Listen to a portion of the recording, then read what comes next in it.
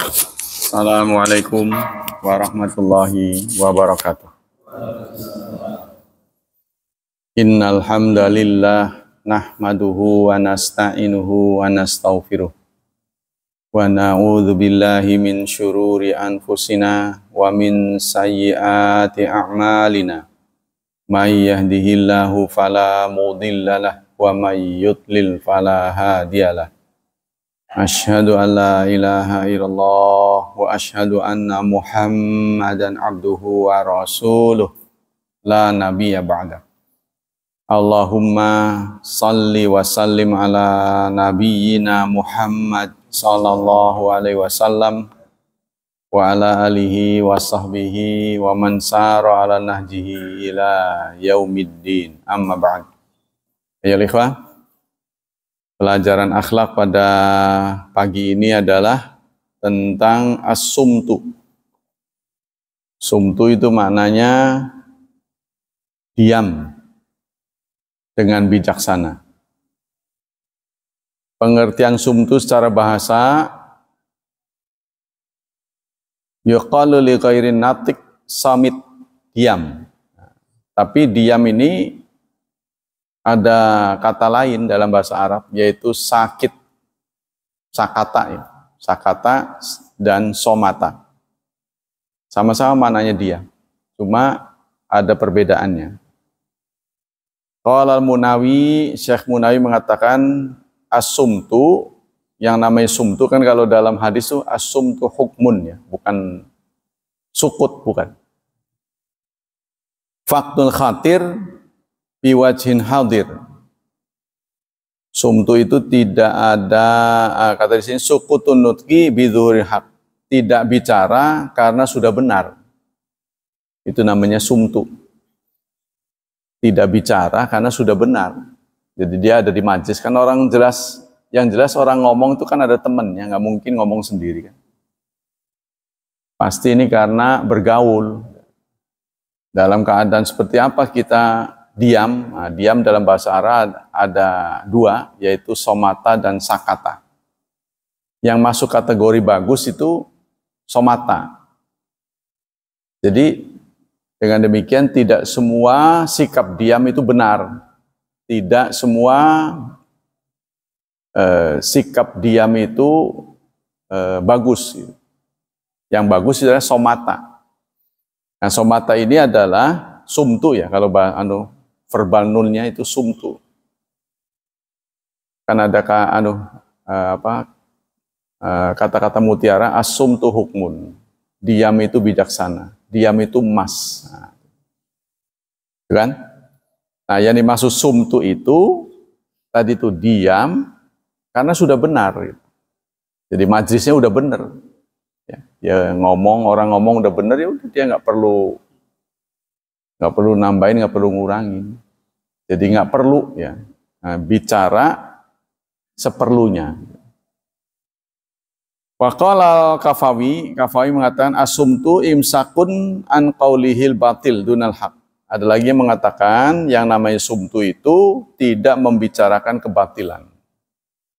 Berarti sebaliknya, membicarakan kebenaran. Perbedaan antara sumtu dan sukut. Nah, ini saya potong aja, terlalu banyak. Asmaun mana ini? Asumtu, sukut, sama insot. Nah, nama-nama yang mirip dengan sumtu, ya, yaitu pertama sumtu. Sumtu itu adalah umum, bisa dipakai oleh siapa saja, baik oleh kita, ya, baik oleh manusia maupun bukan. Ya, contohnya musik, diam kan, hening. Ya karena sudah benar. Jadi diperlukan ada suara kalau diperlukan, ya. Kalau nggak diperlukan jangan. Yang kedua sukut. Sukut itu tidak bicara. Tidak bicara dalam hal apa saja. Mau benar mau nggak ada sangkut pautnya. Pokoknya diem. Ya, jadi mutlak diam itu namanya sukut. Ada lagi insat. Insat itu diam untuk mendengar. Ada hadis kan, dalam surat 7 ayat 204. Wa idza quri'al Qur'an, jika Quran dibacakan, fastami'u lahu, dengar, wa ansitu, dan diam. Jadi diamnya buat dengar, bukan diam buat ngelamun, bukan. Kalau kita kan diamnya ngantuk gitu ya. Ini diamnya buat dengar. Karena kalau kita sana bicara, kita bicara, jadi harus satu jurusan saja yang bicara. Diam untuk mendengar. Seperti murid-murid mendengarkan uraian dari gurunya. Kalau gurunya ngomong, dia ngomong kan recok. Nah, itu diam untuk dengar. Tapi ya itu kebanyakan murid-murid diam, kelebah diam itu tidur. Bukan dengar. Kelebah dia nggak tidur, bicara. Gurunya bicara, dia bicara. Itu yang terjadi. Yang keempat ada isokhah. Istikhah itu istima ila ma yas'ubu idrakuhu. Yaitu diam tapi untuk nguping. Ya. Atau memasang telinga karena suaranya terlalu kecil. Jadi dia diam. Itu nama isokhah. Jadi ada berbagai bentuk diam. Pentingnya sumtu. Ya. Inna syar'a qad hatha ala sumti wa raghaba fihi li'anna yahfadzul insan minal wuqufi afatil lisan. Nanti dijelaskan di sini nih. Ya, dijelaskan begini. Bicara itu ada macam-macam kan. Ya, bicara itu ada macam-macam. Kita menyuarakan ya. Ada isi pembicaraan yang negatif. Kita membicarakan hal yang negatif, mulus negatif. Nah, itu sebaiknya kita tinggalkan. Ada 4 kan? Semuanya negatif, yaitu membicarakan kebatilan. Berarti kita tidak boleh. Tapi membicarakan kebatilan itu untuk dievaluasi menurut saya, kalau tergantung situasinya, sama dengan menyampaikan hadis maudhu, boleh enggak? Boleh kalau untuk pelajaran. Ya, gurunya menjelaskan ini hadis maudhu. Kalau tidak diuraikan mana tahu. Maksudnya menceritakan sesuatu yang jelek boleh enggak? Ya jelek untuk diberitahu bahwa ini jelek gitu, boleh. Tapi kalau jelek untuk dipromosikan, untuk dipakai, nah itu yang enggak bagus. Nah, ini juga begitu. Pembicaraan majlis yang isinya batil. Nah, itu sebaiknya kita tinggalkan. Ya, yang kedua, yang tidak ada manfaat, tidak ada madarat. Ngomong boleh, nggak ngomong boleh. Itu juga sebaiknya ditinggalkan. 2 udah ya. Yang ketiga, ada madarat, ada manfaat. Maka kita harus pandai berhitung mana lebih besar. Nah, yang tersisa yang keempat, yang mulus kebaikan. Seperti bertanya karena nggak tahu. Khutbah itu kan harus ngomong, kalau diam ya susah. Atau ditunjuk menjadi saksi. Kalau kita hanya menyaksikan A, jangan ditambah-tambahin. Ya, yang kita rekam, kita alami begini, nah, jangan didramatisir. Sebab nanti akan semakin banyak keterangan, itu akan semakin bisa memberatkan kita. Gitu. Nah, pentingnya diam itu begitu tadi. Kemudian imbauan-imbauan tentang sikap sumtu, pertama dalam Quran, dalam surat Qaf, surat ke-50 ayat 18, Allah menyatakan, A'udzubillahi minasyaitonir rajim. Ma yalfidhu. Tidaklah manusia melafadzkan, tidaklah manusia berkata-kata, min qaulin dari ucapannya. Tidak berkata-kata dalam bentuk ucapan, illa, melainkan ladaihi, di sampingnya, raqibun atid. Ada raqib dan atid. Ya. Kita selalu dikawal oleh raqib dan atid untuk mencatat apa yang kita ucapkan. Maka kita diminta untuk hati-hati. Kemudian dalam surat Infitar Surat ke berapa ini? Tuh 80 lebih ya. Infitor 82 apa ya? 82-an. Ayat 10 sampai 12. Ini juz amma ini. Pokoknya 78 lewat itu juz amma aja. Mulai dari 78 surat amma.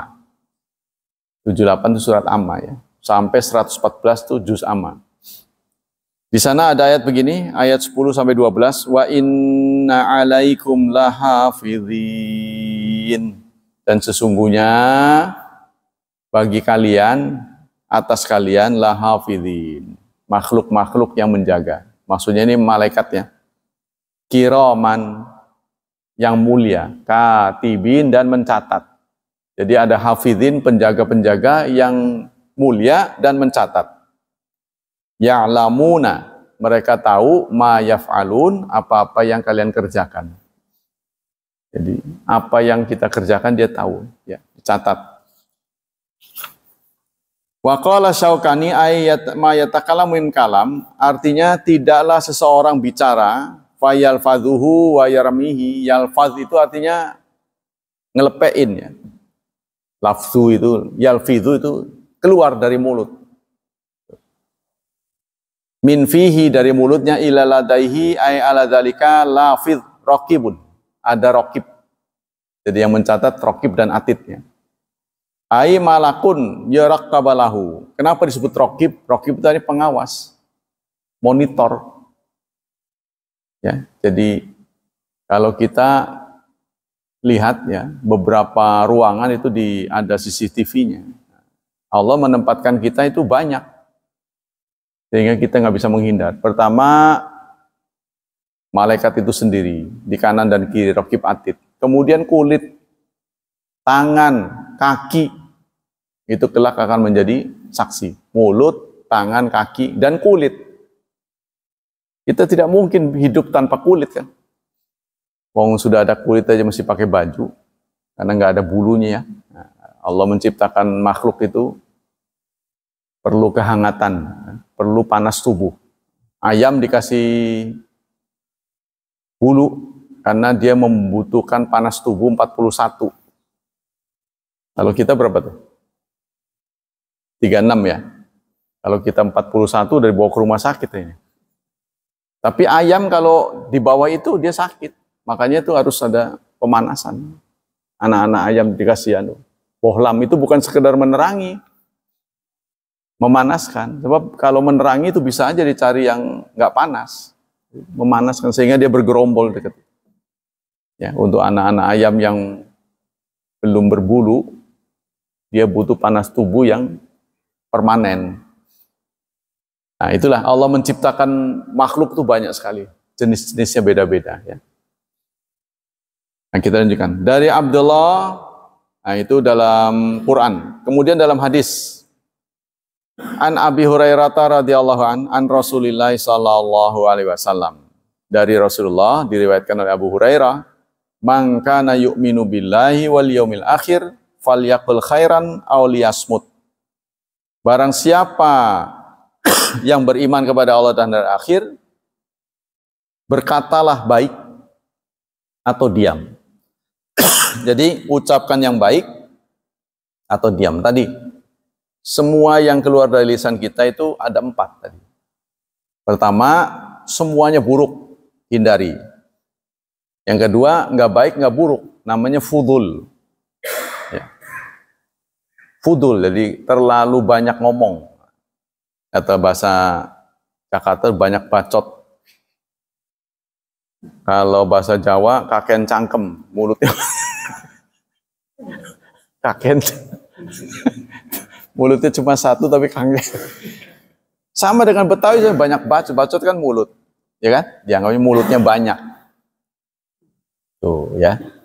Tapi ada orang yang bertugas memang bicara, ya kan? Seperti wakil rakyat itu kan bicara. Kalau tugasnya bicara, diem aja. Nah ini jadi ngapain saya suruh kamu jadi wakil saya kan begitu. Karena tugasnya bicara. Nah ini maksudnya untuk orang yang tidak bertugas bicara. Ya kan? Cuma penyiar radio atau penyiar berita. Kan harus bicara, jangan banyak Itu makanya kita juga kesel kalau orang itu harusnya bicara nggak bicara, diam aja. Itu kesel gitu. Harusnya bicara. Begitu juga kita tanya pada anak, kenapa kamu begini? Kita menghendaki jawaban, ya. Dan kalau dia jawab itu justru kita senang, bukan ngeyel gitu kan? Kan ada jawaban yang ngeyel tuh. Dia omongin dia jawab gitu, nggak ditanya jawab. Ya, jadi omongan anak kepada kita lah ibaratnya. Ada nggak yang kita perlu tahu, ada juga yang kita nggak perlu tahu. Kita marahin dia, kamu itu males ngomong dia. Itu namanya fudul, bukan pada tempatnya. Emang kamu dari mana? Diam aja, ini kan kesel juga. Ya itu jadi kalau waktunya jawab, jawab.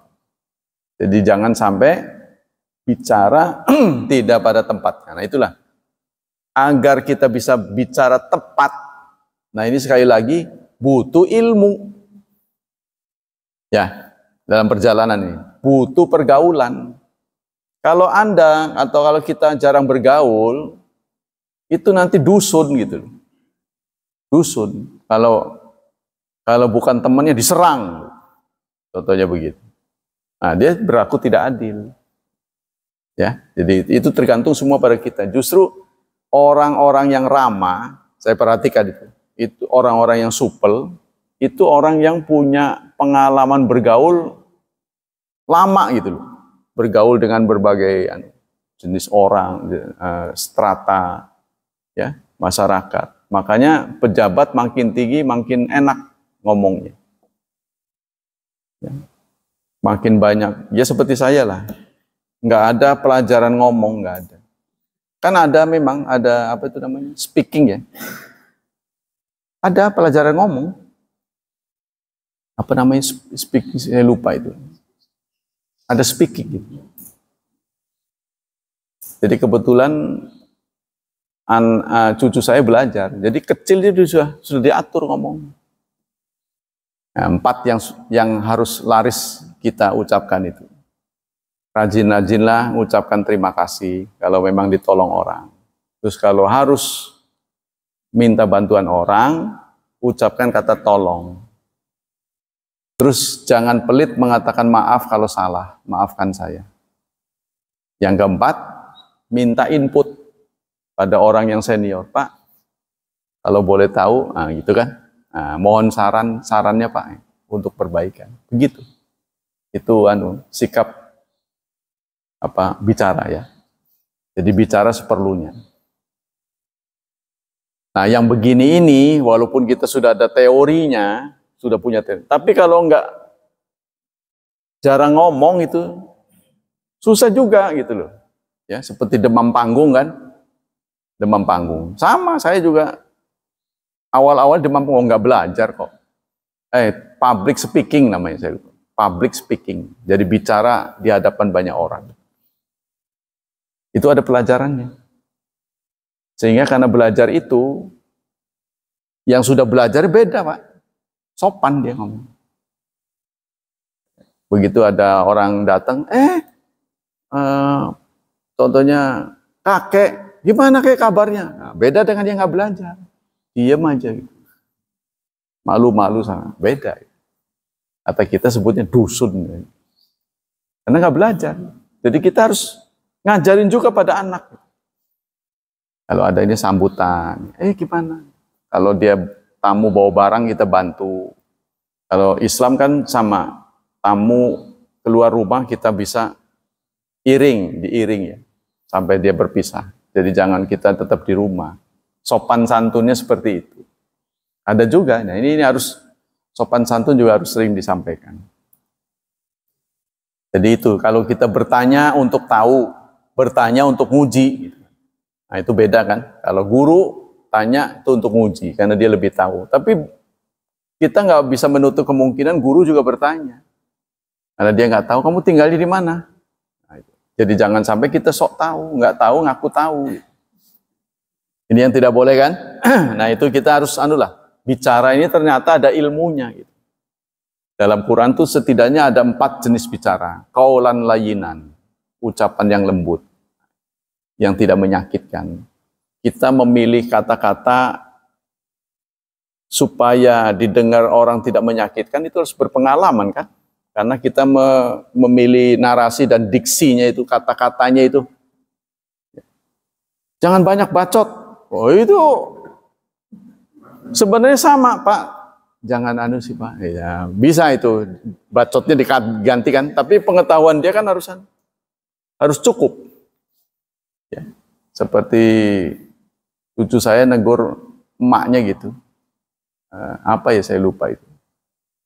Yang menurut bahasa saya itu dusun gitu.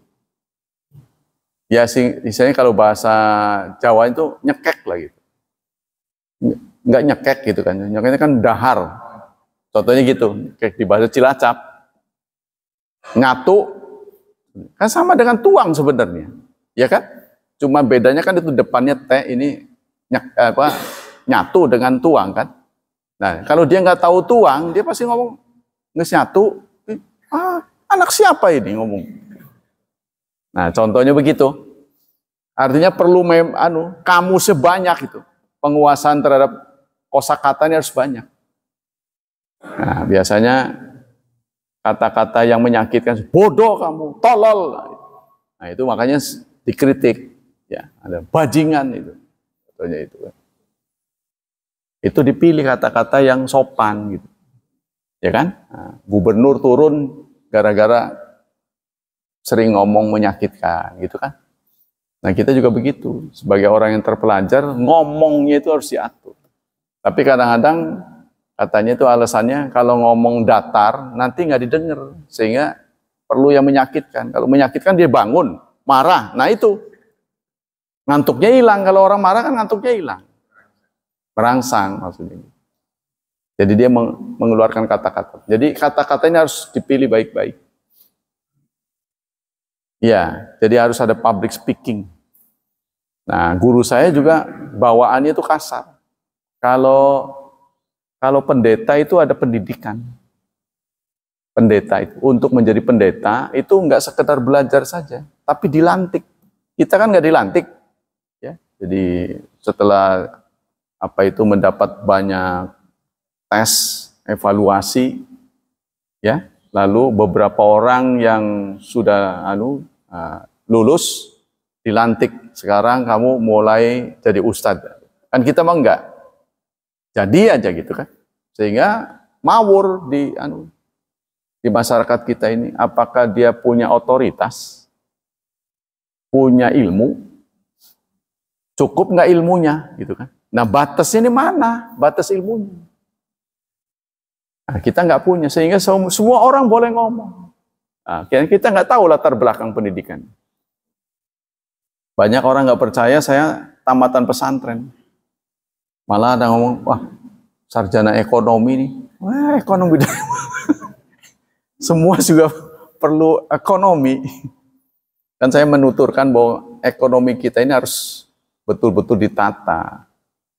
Karena banyak orang beribadah, kalau ekonominya nggak lancar, bagaimana mau khusyuk gitu loh. Kan banyak orang memutuskan dunia dengan akhirat. Santri-santri contohnya, kenceng, ya belajar ilmu-ilmu tertentu, dia lupa bahwa tubuhnya butuh nutrisi. Contohnya dia sekalinya puasa mati geni gitu.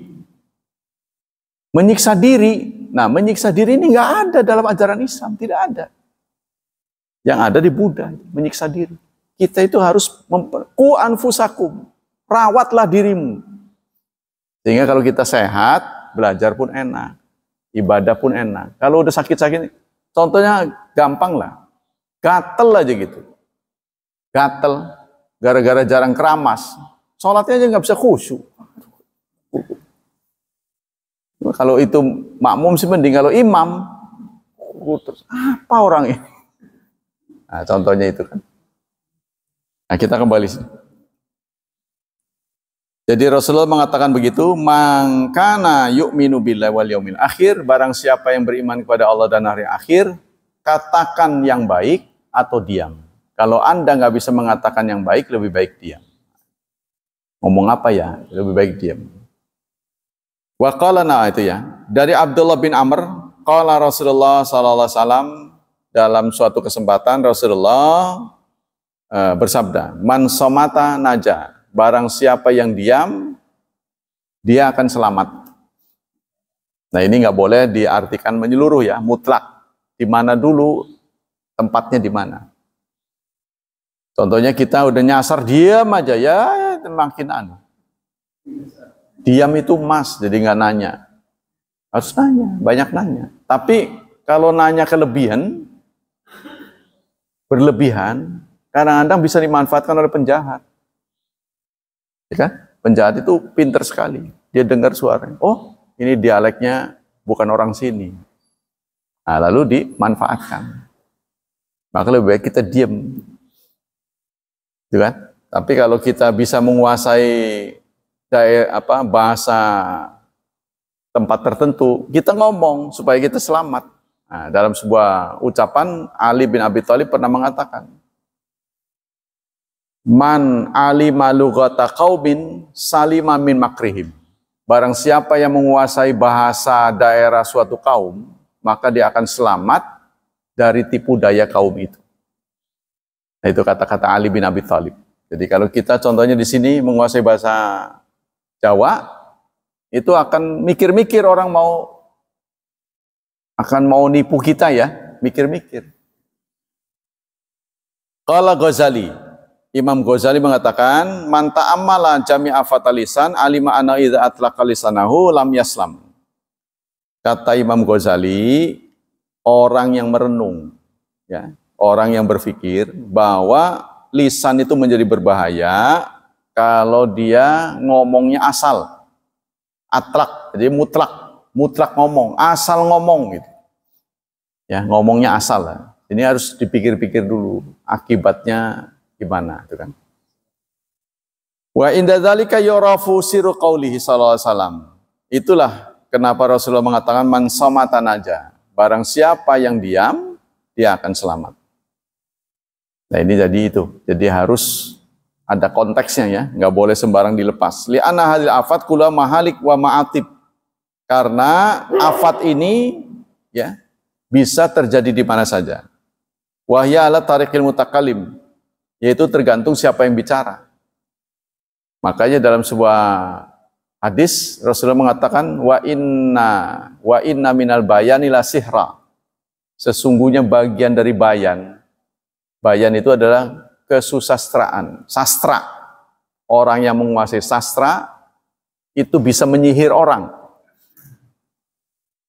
Orang yang ngomongnya enak ini, ya, saya sendiri belum bisa tuh memecah keheningan. Ada orang yang bisa memecah keheningan. Ya, bisa meramaikan suasana lah gitu. Ya, itu ada anunya, ada sekolahnya itu. Nah, kita nggak sekolah. Ya, semestinya ustadz-ustadz ini harus ada training ya. Ada pelatihan. Tapi itulah, rata-rata orang Islam ini menurut saya dai-dai ini galak. Perangat-perengut kurang ramah ini. Menurut saya, karena saya pernah banyak bergaul dengan pendeta ya. Jadi saya lihat para rohaniwan itu ya kita mengatakan mereka itu ramahnya palsu, ya itu terserah Anda menilai. Tapi yang jelas itu cara untuk merekrut. Cara merekrut orang gitu. Kita harus ramah. Yang nggak kenal jadi kenal. Ya, tapi kalau kita diam saja, tidak ramah, maka orang akan menjauh. Man somatan aja. Ya, jadi itu kata Imam Ghazali, fa in kunta la taqdir ala an takuna mimman takalama fa ghanima fakun mimman sakata fasalama. Paling tidak kalau Anda bicara, kira-kira pembicaraan Anda itu akan mendapat ghanimah. Mendapat keberuntungan. Kalau Anda tidak kira-kira bicara itu tidak akan mendapat keberuntungan, lebih baik diam karena diam itu selamat. Fasalama ihdal ghanimatain, karena selamat itu satu di antara dua ghanimah. Dari Sahal bin Sa'ad an Rasulillah SAW, dari Rasulullah diriwayatkan oleh Sahal bin Sa'ad, man yatmanali ma baina lahyaihi wa ma baina rijlaihi atmanul jannah. Barang siapa yang bisa menjamin untukku ya, rahangnya dua rahangnya, dan apa yang di antara dua kakinya, maka aku jamin surganya. Ya, Rasulullah mengatakan begitu. Barang siapa yang menjamin, ya, bisa menjamin dua rahangnya, maksudnya ngomong, mulutnya maksudnya, dan dua di antara apa yang di antara dua kakinya, maksudnya kelamin. Barang siapa yang bisa menjaga lisan, menjaga kelamin, aku jamin surganya. Jadi maksudnya jangan sembarang ngomong, ya, jangan sembarang menaruh di mana-mana. Qala Ibnu Abdul Bar, fi hadzal hadits dalil anna akbarul kabair innama hiya minal fam wal farj. Kata Ibnu Abdul Bar, ini menunjukkan dosa banyak diproduksi oleh mulut dan kelamin. Ya. Wa ma baina liyain fam, wa ma baina rijlain al farj. Apa yang di antara dua rahang itu berarti mulut, apa yang di antara dua kaki adalah farji. Wa minal fam ma yatawa minal lisan wa huwa kalimatul kufur. Bahkan kadang-kadang lisan mengucapkan kalimat kafir. Ya, kalimat-kalimat yang bisa membuat orang jadi kafir. Bukankah seorang muslim juga menjadi Islam karena lisan? Ya kan? Seseorang menjadi suami karena omong-omongan. Ya kan? Contohnya, saya nikahkan kamu dengan putriku dengan mahar sekian. Kalau dia jawab nggak mau, ya nggak jadilah. nggak bisa jadi istrinya ya. Tapi kalau dia ngomong saya terima nikahnya, udah, dengan ngomong begitu sah dia menjadi suami istri. Ya kan? Dalam Islam itu nggak perlu ada ritual, kecuali ritual ngomong kan. Seseorang menjadi istri kita, seseorang menjadi suami kita itu karena omongan gitu. Begitu juga bisa melepas dengan omongan. Saking marahnya ya, saya cerai kamu, contohnya. Saya cerai. Semudah itu ya, omongan itu bisa melepas, bisa mengikat. Maka kita diminta hati-hati. Jadi jangan masukkan ke dalam otak kita kata-kata cerai. Kecuali sudah tidak bisa dilanjutkan lagi. Itu harus berpikir keras. Sama dengan kita mau nikah. Kan nggak langsung ketemu perempuan, ayo nikah kan begitu. Pikirin dulu, ya, disurvei dulu, pantas nggak kelak menjadi ibu dari anak-anak kita, pantas nggak kan gitu kan? Lama kan? Nah, begitu juga kita kalau mau lepas, membutuhkan survei dulu, pikir-pikir dulu.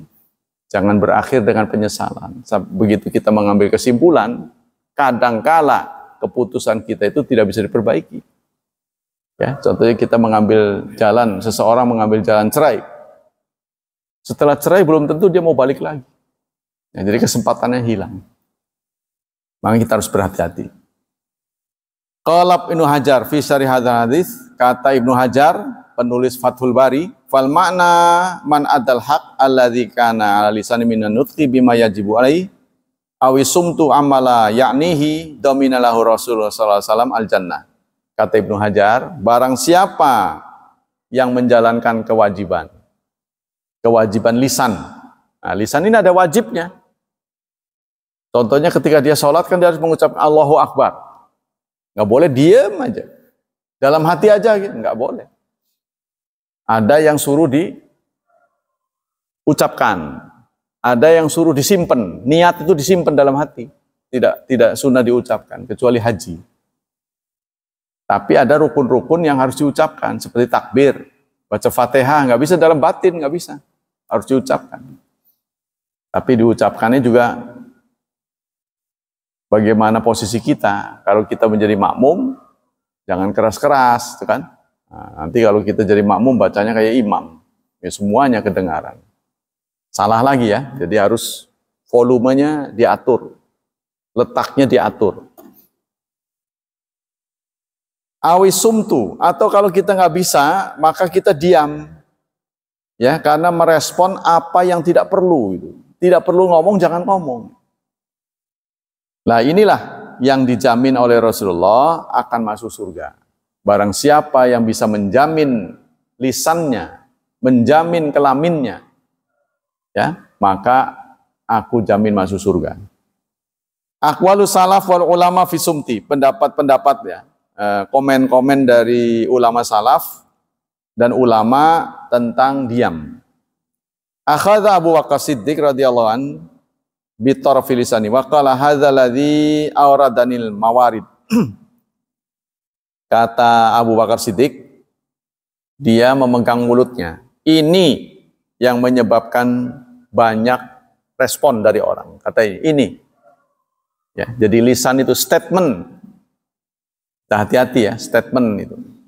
Semakin tinggi jabatan seorang, statementnya itu semakin diperhitungkan.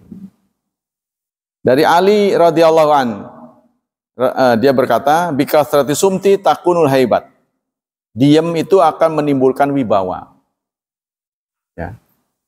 Dari Abi Darda, ta'alamu sumta kama ta'alamul kalam.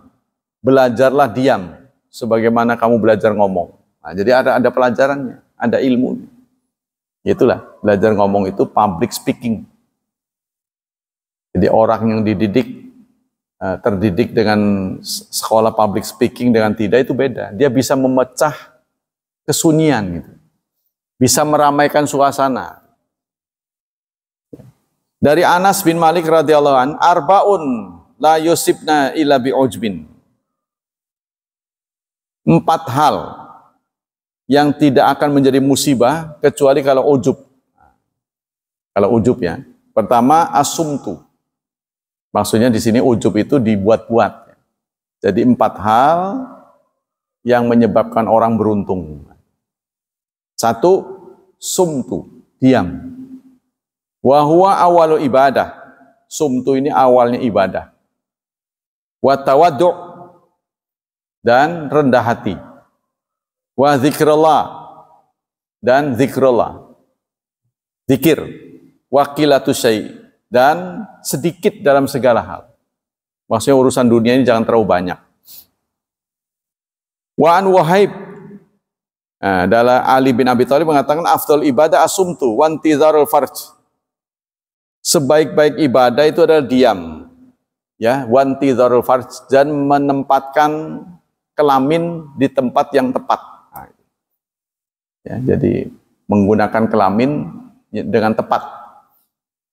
Dari Wahib bin Warad rahimahullah, kana yaqalu al-hikmatu asyratu ajza. Kata Wahib bin Warad, hikmah, bijaksana, itu ada 10 poinnya. Hikmah, bijaksana itu. Yang namanya orang bijaksana itu harus memenuhi 10. Fatis'atu minha fi sumti. 9 itu hikmahnya ada pada diam. Wal asyira azratun nas. Yang ke-10 adalah jangan terlalu nimbrung di tempat ramai. Menyepi. Nah, ini merenung. Ini menurut saya ada waktunya. Kalau masih muda sendiri ya kapan mau belajar? Ya ada waktunya kita sendiri. Jadi jangan selalu ada di tengah-tengah orang. Seperti murid ya. Murid itu ada wayahnya dia bersama-sama dengan temannya. Tapi dia harus mengkondisikan ya, beberapa waktu dalam hidupnya. Itu untuk menyendiri. Menyendiri apa? Autodidak. Jadi pelajaran yang sudah diterima itu harus dia renungkan. Ini kuncinya menurut saya. Kalau semua dia hadapi dengan beramai-ramai, itu nggak nempel. Ya seperti kita ini, mungkin satu saat kalau kita nyatet, dikala kita sendiri kita baca-baca lagi, oh gini pelajaran. Nyangkol tuh pelajaran. Tapi kalau kita selalu begini, kadang-kadang yang kita terima nggak mudeng. Tapi kalau dibaca nyerep. Wa qala Abu Amr ad-Darir, sami'tu Riyahan al-Qaisi yaqulu qala li Utbah, ya Riyah, in kunta kullama da'au tani nafsi ila kalam takalamta fa bi'san nadhir ana. Ya Riyah, anna laha mauqifan taqtabitu fi bitul samti anil fudul. Jadi kata Abu Amr ad-Darir, ya, hatinya itu selalu memberontak saat dia mau bicara. Ya, dia memberi peringatan hatinya itu. Yang kamu bicarakan ini penting apa enggak? Bagaimana kalau enggak bicara? Apa manfaatnya? Ya, untung ruginya bicara dengan tidak bicara. Kalau kira-kira antara bicara dengan tidak bicara sama, sebaiknya tinggalkan, jangan. Jadi ngirit lah. hemat ya. Wa qalu alisan sab'un ukurun. Kata para ulama, lisan itu adalah binatang buas yang galak. Sab'un ukur ya. Sabu'un. Qala Hasan rahimahullah, imla'ul khair huwa khairu minasumti. Mengimlakan kebaikan itu lebih baik daripada diam. Kata Hasan itu ya, mengimlakan kebaikan. Jadi menyampaikan kebaikan itu lebih baik daripada diam. Ya, jadi kalau kita bisa mentransfer kebaikan dengan bicara, itu lebih baik daripada diam. Ya, menurut saya tergantung orangnya lah. Ya, kalau dia memang punya ilmu banyak, memang banyak ditunggu orang, fatwa-fatwanya, ya harus banyak bicara. Kalau dia ngumpet terus, ya bagaimana ilmu mau disampaikan? Sementara hidup kita ini kan terbatas. Ya. Kita dibatas oleh ruang dan waktu. Kalau kita diam saja, murid-murid mana bisa? Sampai-sampai sekali berimam Syafi'i, begitu banyak ilmu yang dimiliki beliau, maka murid-murid yang bergilir. Jadi beliau dipantek di satu masjid, nanti digilir jam sekian, mahasiswanya yang datang. Udah jamnya mereka pergi, gantian, seliweran begitu, warawiri. Praktis beliau nggak kemana-mana jadinya. Jadi kalau sekarang kan namanya guru kan yang pindah, ya kan? Jam pertama di kelas 1, jam kedua di kelas 2, begitu kan? Atau di kelas B, kelas C, pindah-pindah. Tapi kalau Imam Syafi'i, murid yang berpindah. Beliau tetap di satu tempat, muridnya yang beda-beda. Nah ini saking begitu banyak ilmu yang beliau miliki. Wa qala Hasan rahimahullah, imlal khair khairu minasumti. Banyak ulama kemudian memikirkan bahwa karena hidup kita terbatas, supaya kebaikan yang kita miliki bisa ditransfer ke orang lain, maka banyak yang tertarik menulis buku. Menulis buku. Ini kayak Pak Mul, kalau setiap saya ngomong dibukukan, wah bisa diproduksi. Ada santri yang kerjanya begitu. Jadi dia cukup bawa alat rekam. Itu kayak Pak Mul ini ya. Bawa alat rekam yang cukup. Jadi gurunya ngomong tuh didengerin. Siapa aja yang ngomong. Nanti dia susun. Ya, lalu dia konfirmasi dengan gurunya, benar nggak ini kata-katanya. Kalau ada Quran, dicari ayatnya. Jadi buku. Dan itu terus mengalir. Ya artinya nambah terus gitu loh. Nah dia dengar di sini, terus yang penting terus-terusan ya mulazamah sampai selesai. Nanti ganti lagi. Itu ada yang kreatif begitu. Nah, kebanyakan di antara kita malas. Tuh ya, maka sepi jadi. Apa manfaat dari sikap tadi itu? Bicara seperlunya ya menurut saya. Diam seperlunya. Pertama, dalilu kamalil iman wa husnul Islam.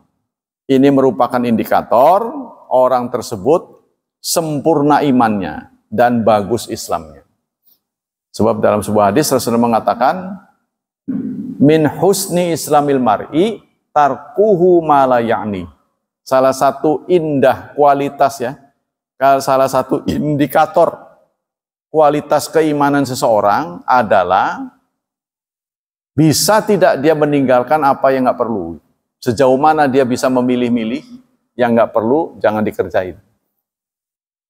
Ya, jadi jangan sampai menghamburkan umur untuk sesuatu yang tidak manfaat.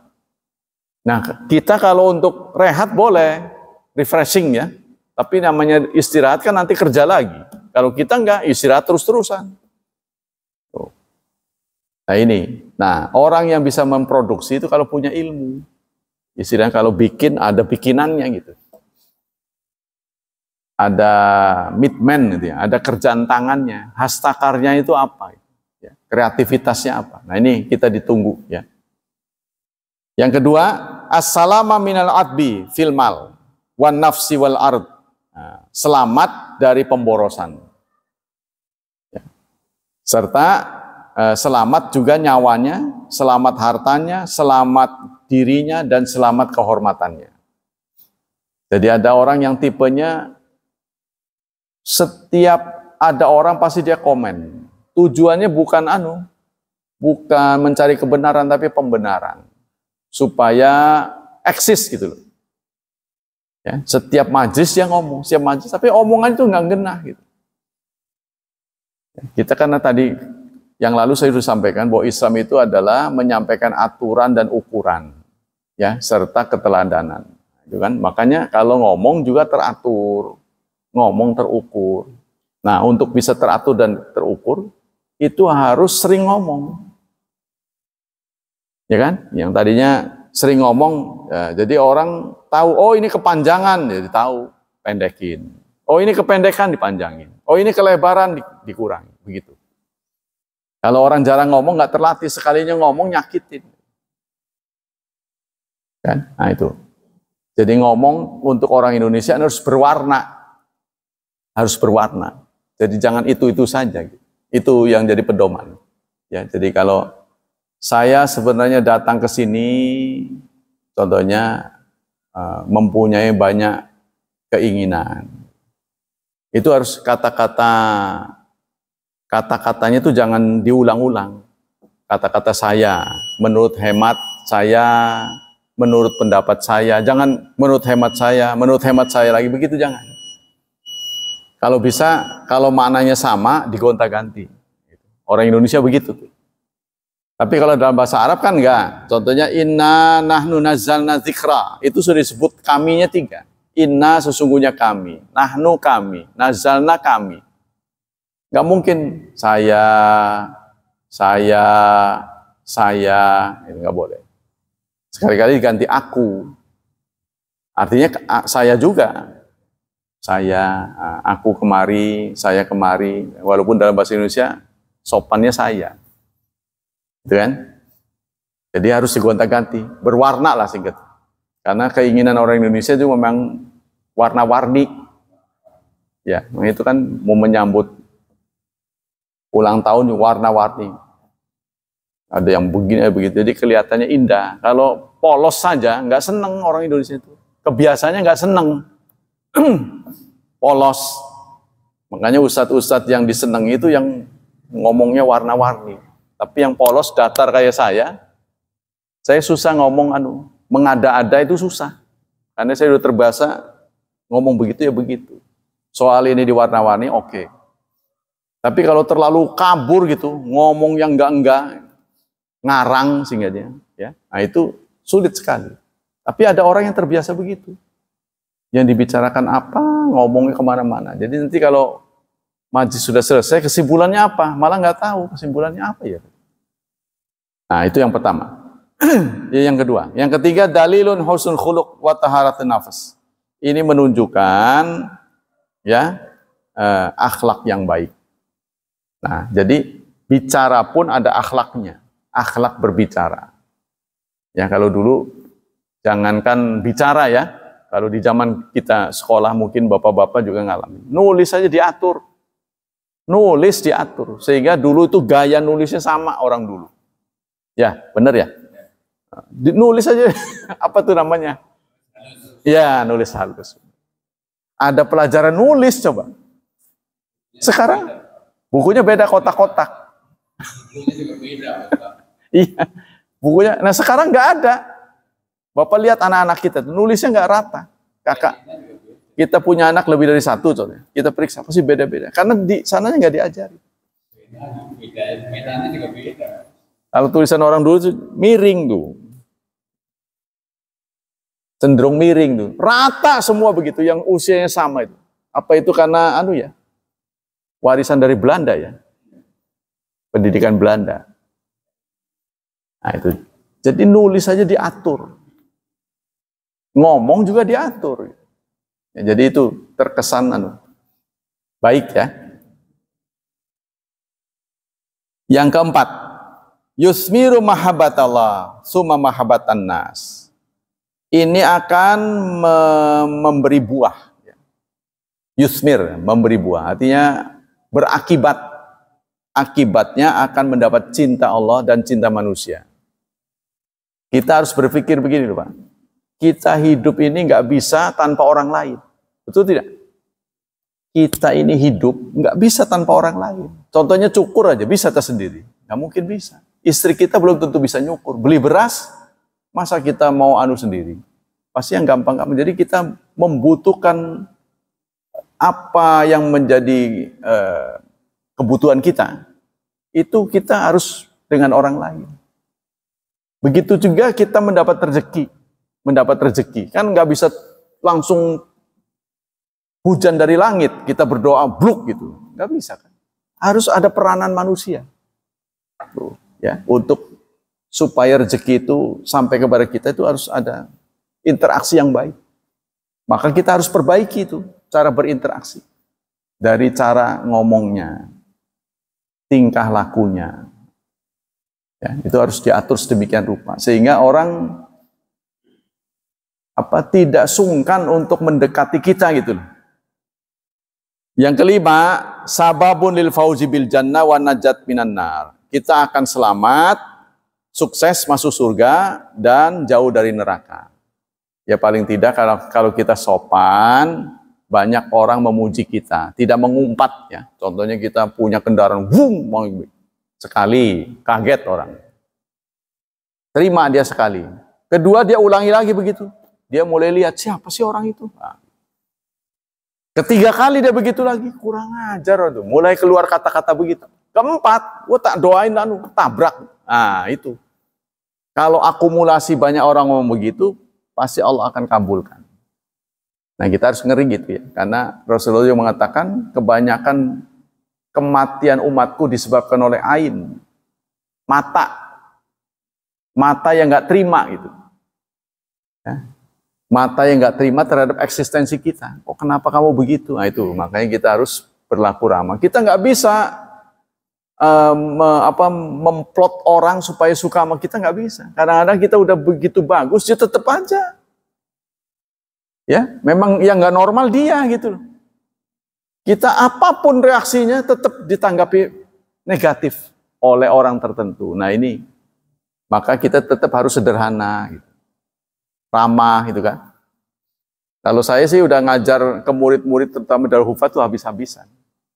Saya sampaikan apa adanya. Jadi rata-rata santri Darul Hufat itu satu kualitasnya, sopan.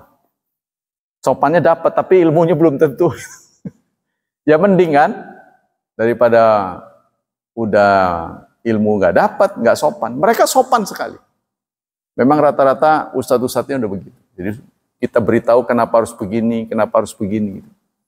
Sampai kadang-kadang saking sopannya tuh saya kesel. Mau buang ludah aja izin. Ustadz, waduh, saya gimana tuh saudara sebagai guru? Ustadz, apa? Mau nanya apa? Izin buang ludah. Ngomong lagi. Harusnya kan ada perlu gitu ini terus terangnya itu loh. Aduh.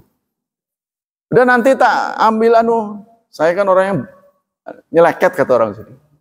Kata orang nyeleket. Nanti tak beli kantong plastik kamu di situ aja, ditutup sebulan tuh baru dibuang. Kadang begitu. Nah ini, jadi ngomong pun harus diatur sedemikian rupa. Yang keenam, min aqwa asbabit tauqir. Sebab terbesar, ya, sebab paling dominan untuk dihormati orang. Jadi kalau kita sedikit hemat bicara, ya, orang akan menghormati kita. Ya itulah, ada kata-kata itu, jangan banyak bacot loh, aja kakean cangkem. Nah, gitu. Itu kan berarti orang-orang menginginkan kita yang irit, jangan banyak ngomong. Jadi istilahnya bicara seperlunya, ya. Bukan nggak bicara. Yang ketujuh, dalilun alal hikmah, menunjukkan orang itu bijaksana. Ya, jadi kita bawaannya begitu, kalau ada orang salah, lebih mengedepankan toleransi. Perbedaan, toleransi, jangan kita saklek mengatakan kita yang benar, belum tentu. Kecuali jelas, ayatnya jelas ya. Tapi kalau ayat dan Quran memberi peluang ada dua pendapat, kita harus terima. Dia milih hijau, saya milih merah, ya nggak apa-apa. Jangan kamu harus saya, gitu, nggak bisa. Ini kita harus toleransi ya, sehingga terjadilah persatuan. Nah, ini mengarah kepada persatuan. Selanjutnya yang ke-8, da'iyatun lisalama minal laghat. Ini akan mengarahkan orang selamat dari kegaduhan. Selamat dari kegaduhan. Artinya tidak gaduh. Nah, sekarang ini gaduh kan gara-gara omongan kan? Sebenarnya kan? Gara-gara omongan jadi gaduh. Yang ke-9, yajma'ulil insan lubbahu. Dengan diam, orang akan lebih banyak mikir. Ya itu, tapi diamnya melamun apa tidur gitu kan. Yang ke-10, al-faraq lil fikri wa dzikri wal ibadah. Lebih khusyuk, membuat konsentrasi. Tenang ya, tenang. Jadi ketenangan itu akan lebih konsentrasi. Nah ini, soal ketenangan ini juga harus diajarin. Ya. Jadi jangan sampai orang memproduksi suara ke publik gitu loh. Ya nggak perlu gitu. Contohnya sholatullah, itu dia selawatan boleh, tapi jangan dikesanain gitu loh. Kadang kan orang yang dengar sakit gigi. Waduh, siapa sih itu? Mau dibantah lantunan agama itu kan? Takut kualat gitu kan? Tapi dia sendiri bertanya, boleh nggak sih saya protes gitu? Jadi kalau nggak perlu itu jangan. Contohnya azan memang perlu memberitahu kan. Tapi qomat usahakan yang hadir. Ya buat apa orang dia jauh dikomatin? Ya cuma ya itulah. Ya jadi harus tahu-tahu lah. Jadi jangan kita tidak memberikan pelajaran gitu. Selalu diingatkan terus mau waktu itu selawatan. Masing-masing harus punya jadwal. Azan udah cukup sehingga dibutuhkan waktu antara adzan dan qomat tuh waktunya cukup untuk siap-siap. Jangan terburu-buru. Orang belum siap dia udah qomati shalah, aduh keburu-buru. Kan memberikan peluang begitu kan? Yang ke-11. Jam'ul himam wa dawa'i waqar. Ini sama sih dan tadi. Yang as-salama min tabiatil qaul fid dunya. Kita akan selamat dari tanggung jawab kelebihan ucapan. Nah, karena kita nggak pernah tahu ketika suara itu kita sampaikan, apakah audien ini seneng apa enggak, kita nggak bisa mendeteksi. Tapi kalau kita diam, yang jelas orang semua setuju gitu ya. Nah itulah hadirin hafizani wa hafizakumullah. Kesimpulannya adalah kajian pada pagi ini menginspirasi kita agar kita lebih merenungkan dalam bicara, ya, lebih pandai berbicara. Kapan harus bicara, kapan tidak, itu harus betul-betul kita evaluasi. Jangan sampai kita boros, ya. Jangan sampai kita begitu juga. Tidak bicara pada waktunya atau bicara terlalu banyak. Nah, itu juga tidak baik. Wallahu a'lam bishawab. Ada pertanyaan sampai di sini? Tidak ada ya?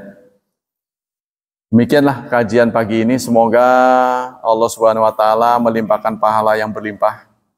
Semoga Allah melindungi dan menyelamatkan kita dari wabah dan fitnah, dari syubhat dan syahwat. Dan semoga Allah mempermudah hidup anak-anak kita, membimbing mereka menjadi hambanya yang saleh dan salehat. Subhanakallah wa bihamdik, asyhadu an la ilaha illa anta astaghfiruka wa atubu ilaik. Wassalamualaikum warahmatullahi wabarakatuh.